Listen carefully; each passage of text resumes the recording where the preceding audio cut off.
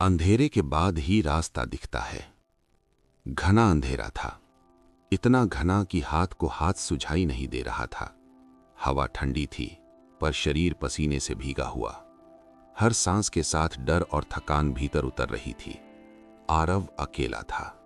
चारों तरफ सिर्फ पत्थर, मिट्टी और सन्नाटा। ऊपर कहीं बहुत ऊपर दुनिया थी, नीचे बस ये सुरंग और उसका डर।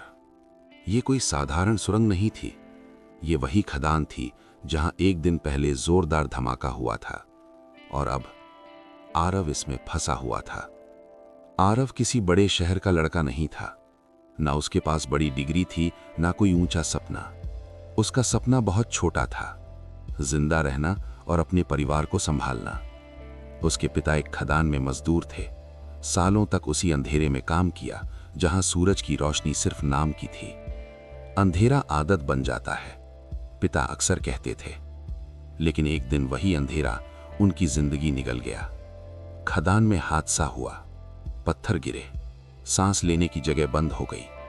पिता लौट कर नहीं आए। उस दिन आरव ने पहली बार महसूस किया, अंधेरा सिर्फ आंखों के सामने नहीं होता, कभी कभी वो जिंदगी में उतर आता है। पिता के जाने के बाद घर में कमाने वाला कोई नहीं था।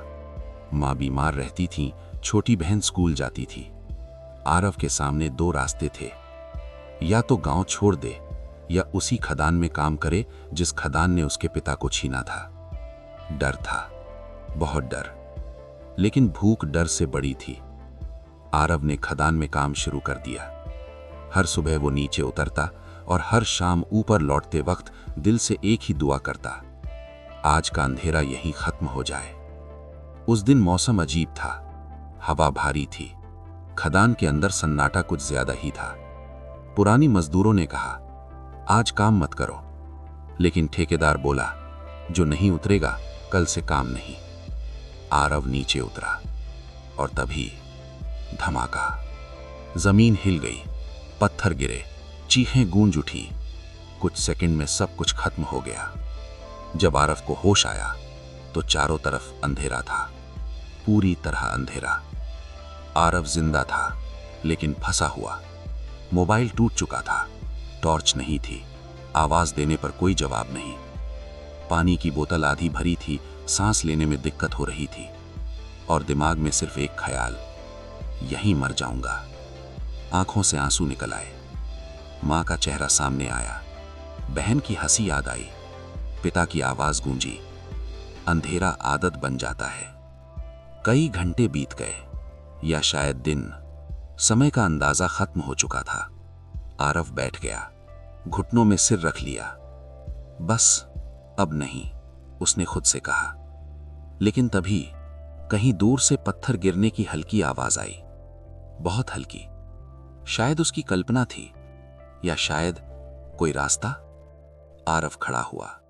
डर के बावजूद उसने चलना शुरू किया। हर कदम के साथ डर बढ़ता गया। पैर फिसले, हाथ छिले, घुटने लहूलुहान हो गए।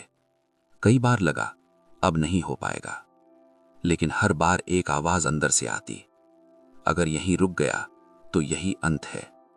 आरव चलता रहा, अंधेरे में, बिना किसी भरोसे के।